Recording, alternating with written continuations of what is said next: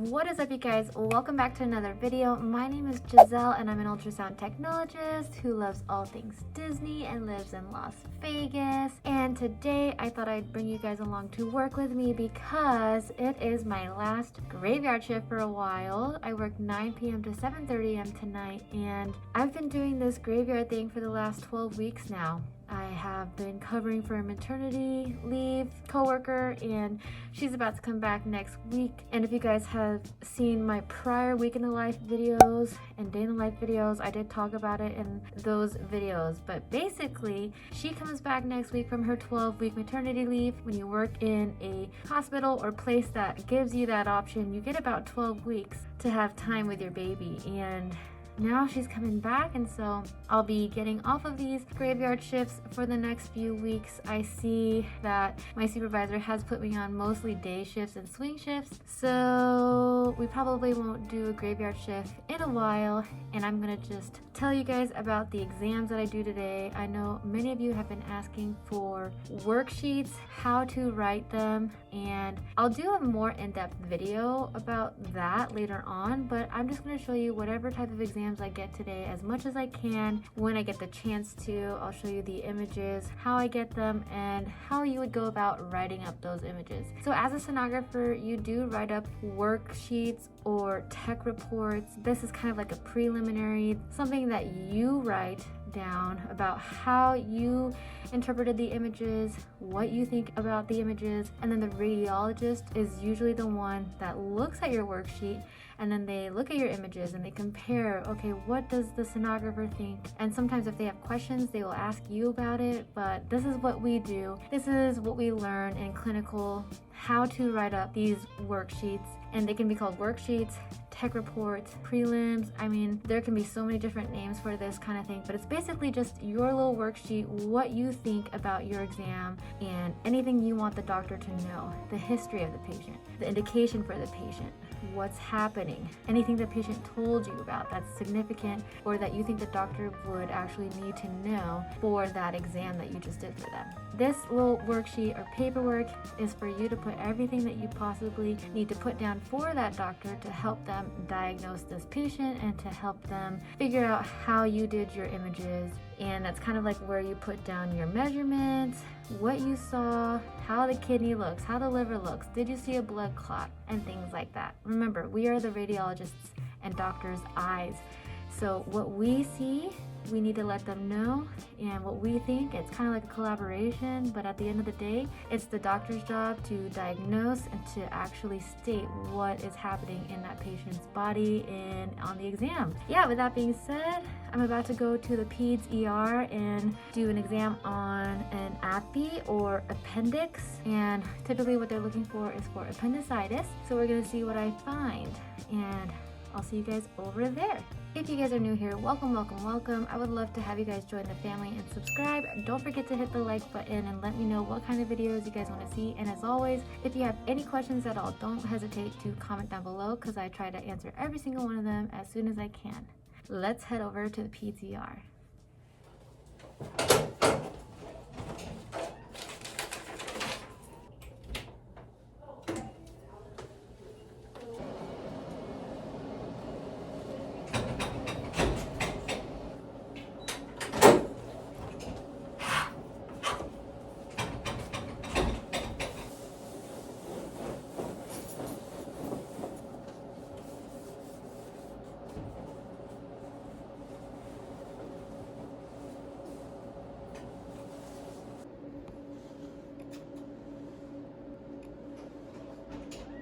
Alright guys, so I just finished the appendix case and I can't believe it, but it was positive, and I'm just surprised because I wasn't thinking that it was going to be a positive case, especially, you know, oh, I'm filming today. But appendix, you know, it's usually a hit or miss. With ultrasound, you can either really see it if it's positive, like, hey, I'm here, I'm the appendix, hello. And if it's negative, you're gonna have a hard time finding it for the most part, and a lot of times normal appendices, a lot of times you don't even see them. I mean, you can see them, but they are just very small tubular structures in the right lower quadrant, and it is very common in the pediatric patient for it to be swollen or for it to be edematous, to cause pain basically. My patient had nausea and vomiting since Monday and right lower quadrant pain, and they presented to the ER today after being transferred from a different hospital. So we're just going on in, taking a look in the right lower quadrant area, and what you do typically is take trans and sag photos, trying to look, I'd say, around the iliacs, but what I typically do is ask the patient to point exactly where they're having the pain, and that's kind of where I start at.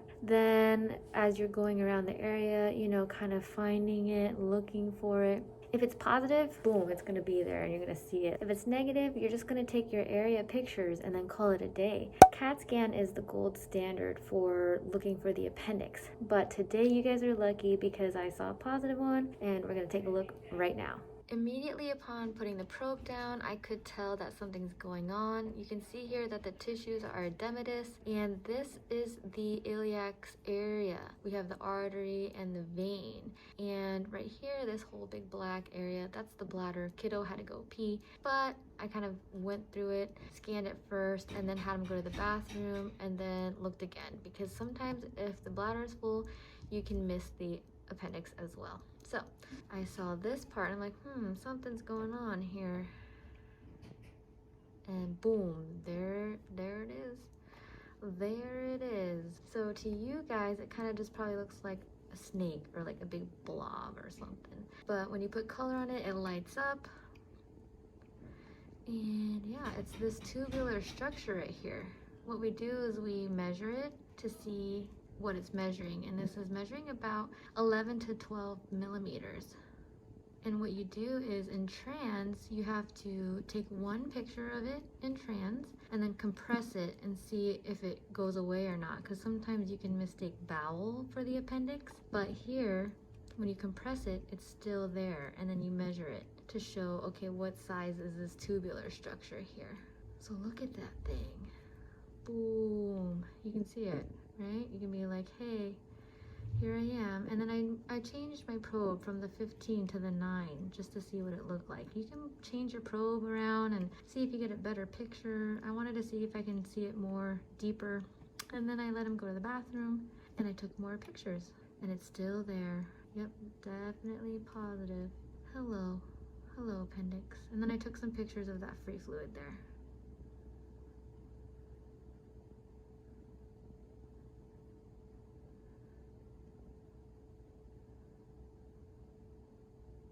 Now, as far as my tech worksheet goes, it's pretty simple. It's either there or not there. So what I wrote was, for the general history, I said right lower quadrant pain and nausea, vomiting for 3 days. Patient was a transfer from another hospital. I scanned the right lower quadrant. I saw trace free fluid around the area and edematous surrounding tissue with a 12 millimeter tubular structure seen in the right lower quadrant.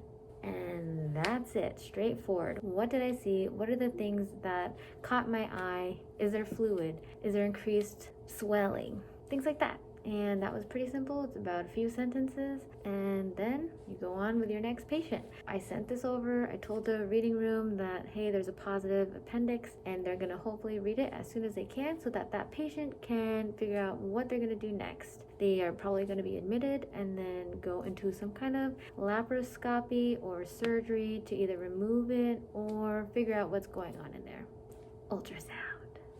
Alright you guys, so it's been a little bit since I last saw you guys. I scanned 2 different patients, bilateral lower extremity venuses, 2 different patients, right upper extremity venuses, and 1 pregnancy limited. She was 13 weeks pregnant. So the exams I'm about to talk to you about are venuses of the legs, a venous of the arm, and a limited pregnancy exam that we do here in the hospital. Now I wanted to start off by saying that worksheets and the way you write your worksheets are going to be different anywhere and everywhere you go. For example, here at the hospital, we type up our worksheets on a actual program called Viewpoint, and we fill in boxes. So we choose the worksheet for the specific exam that we did, and there's already boxes in there where we can type in our information. And our machines actually transfer all the measurements that we take on them, and they connect to that worksheet. So we don't even have to like type up the measurements, whereas other places you have to write on a piece of paper. For example, my outpatient place that I work at, we have paper sheets, we circle stuff,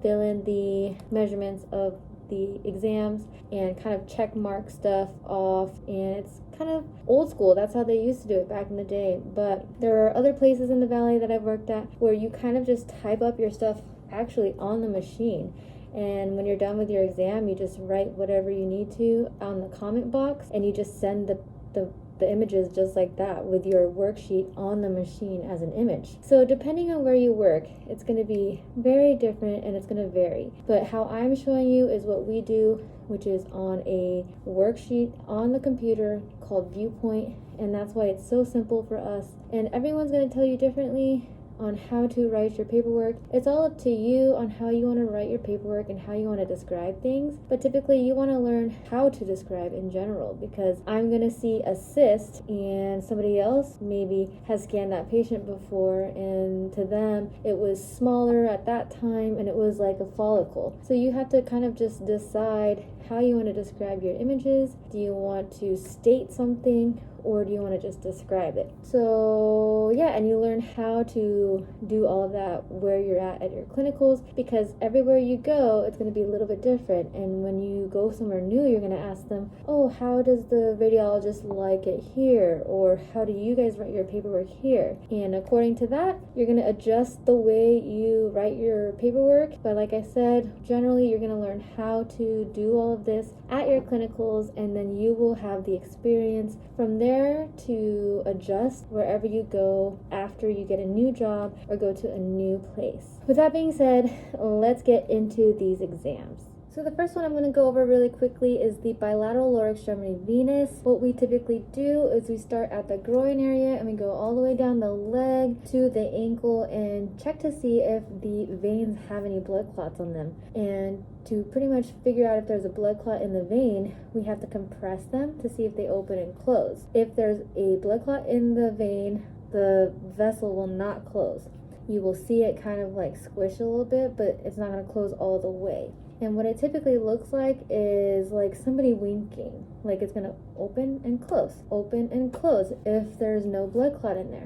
Now typically what you want to do is do your compressions, make sure there's no blood clots in there, and take your respective images. Now how I do it is I start at the groin and I go down. So from the common femoral vein, greater saphenous vein, and the common femoral vein and greater saphenous junction, I basically start there, do a compression, turn sag, black and white, color Doppler.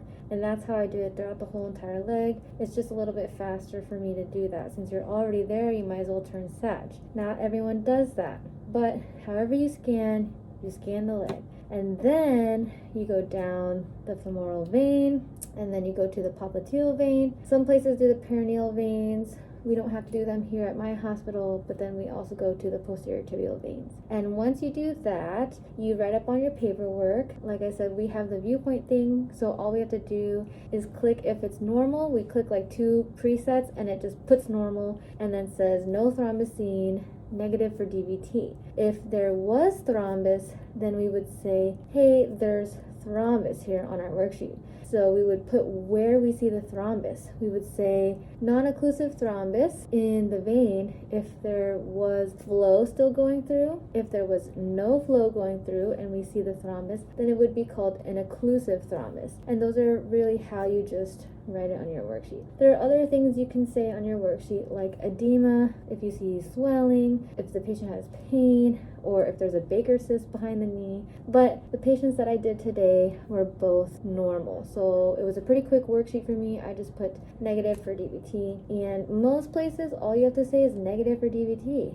You really don't have to do much for these vein studies, because when I go to the arm, it's pretty much the same exact thing, the upper extremity venuses. You start at the internal jugular vein, and then you go down to the subclavian vein, axillary vein, brachial vein, basilic vein, cephalic vein, and we only go up to the elbow here in the hospital unless we have to go to the forearm as indicated, but it's just a one-click preset. If it's negative, I just click on it where it says it's normal, and it just populates the whole thing saying normal. If it was positive, then we would do the same exact thing. Where is the blood clot? Non-occlusive thrombus or occlusive thrombus? Is it in the cephalic vein? Is it in the brachial vein? Is it in the subclavian vein? So those are things you have to know how to do and figure out when you're writing your paperwork.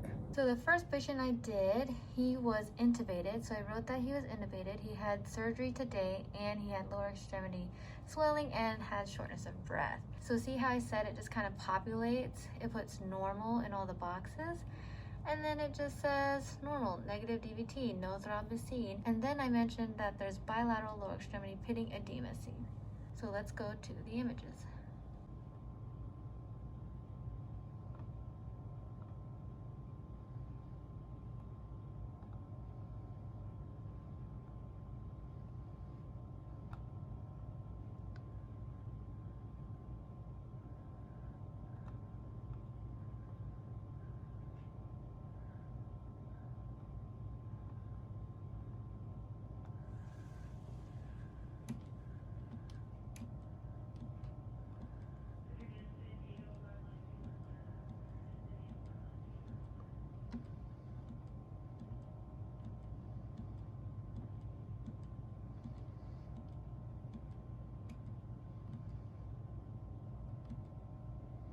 For the arm, I just said she had right upper extremity swelling for 1 day, and everything was pretty much normal except for her cephalic was very, very small.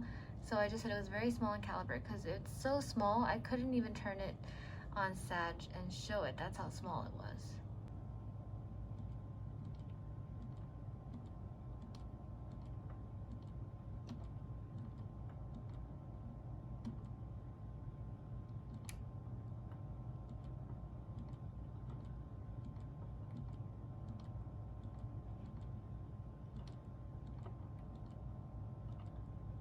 Since I know this video is already going to be pretty long by me just describing all that other stuff, I'm going to just show you one more exam that I did, which is at Pregnancy Limited, and she was 13 weeks pregnant. And so what we do when we do a Pregnancy Limited here is we ask for the last menstrual period, how many pregnancies they've had total, how many live births they've had, we ask for any abortions or miscarriages, and then we also need to know if they've had any other ultrasounds done before. So we ask all this stuff just to have information, history for the doctors. Then we ask them why they're here and what's going on. A lot of times it's for vaginal bleeding, pain, vomiting, nausea, discharge, and yeah, there's a bunch of different reasons we could do an ultrasound.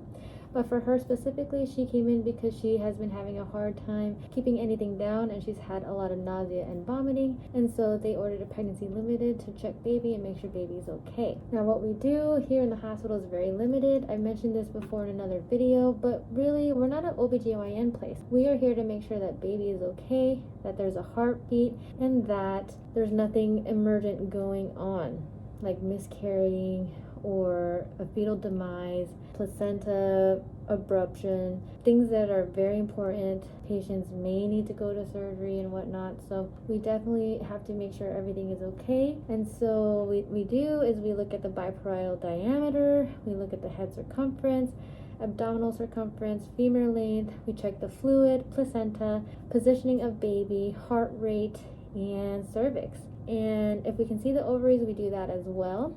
But for the most part, if they're in their second and third trimester, it is very limited here. So I typically start off by just seeing whatever I can. For her specifically, her placenta really stood out to me because it was posterior and it was covering the cervix, which is placenta previa, but she's very early. So even though she's very early, they have to keep an eye on it. And what that is the placenta covering the cervix. And the cervix is where baby eventually will go through to come out. And so if the placenta is covering it, that's very important, and you need to make sure that the doctor knows that. Now I'm going to show you guys the images, and then I'll tell you how our worksheet works. I started off by looking at her uterus and Sag. You can see baby's belly there, but there's her placenta. It came out like, I was like, whoa, her placenta is right there. Her cervix is right over here. So I just kept going to make sure that I was right. And yep, there's placenta and the cervix. It's covering it. But as you keep going, I just do placenta and sag, trans, fetal heart tone. So yes, there's a heartbeat. I always try to do that as fast as I can, but as long as I see it in the beginning, I take whatever I need to first. Femur length, abdominal circumference, and the head measurements. We show position of baby where butt is down, so that's called breech. If the head was down, it'd be called cephalic. And fluid. We check AFI after 16 weeks, and she's only 13 weeks, so we didn't check AFI. So at the end of the exam, all of the measurements go through here. Now, as I said, we have our machines send over all these measurements to the computer, and then we don't have to fill anything out. It's already on our worksheet. When we go to our worksheet, we select the second, third trimester worksheet. We have the reason on there, which is nausea, vomiting today, and unable to keep anything down. She's had one pregnancy only. This is her only pregnancy, and she doesn't remember when her period was. So I wrote that on there too. Then it shows us based upon the ultrasound, she's around 13 weeks and 6 days. It asks us for any cardiac activity, and I said yes. The fetal heart rate was about 168 beats per minute. Fetal movements were visualized, and then the presentation was breech, placenta was posterior, and I said appears to cover cervical os, however still early in pregnancy. And then the amniotic fluid is adequate for age. So all the measurements show up there, and then I just write at the end single living IUP, which means intrauterine pregnancy at 13 weeks 6 days. Her cervix measured about 41 millimeters, and we didn't look at the ovaries, so that's why it says not visualized. So for us here at my hospital, our worksheets, it's pretty straightforward. You just enter what you want to say in those boxes there. Now at other places, like at the outpatient place, we just fill in like uterus, ovaries, do we see the baby, what are they measuring, and I know over there too, they do like a whole entire anatomy scan. We don't do anatomy scans here in the hospital, at least ours. But those are all the exams that I have to show you guys today. If you enjoyed that, please give it a thumbs up and let me know down in the comment section below if you want more videos about different types of exams and worksheets and whatnot, and we can get those going for you. But I'm so happy you guys are here. Thank you so much for listening, for watching, for learning, and keep on doing your research. Keep on asking questions. You are in charge of your future, and you are the one that's choosing to better yourself by watching these videos and learning more. And I just appreciate you guys so much for all the support. And I mean, this video is already going to be long in general, so the rest of the day is just me scanning a bunch of patients and doing my worksheets, and then it's going to be the last day of graveyard, so yay! So until the next video, you guys be kind to one another, stay safe, stay positive, and as always, we'll see you in the next one. Bye!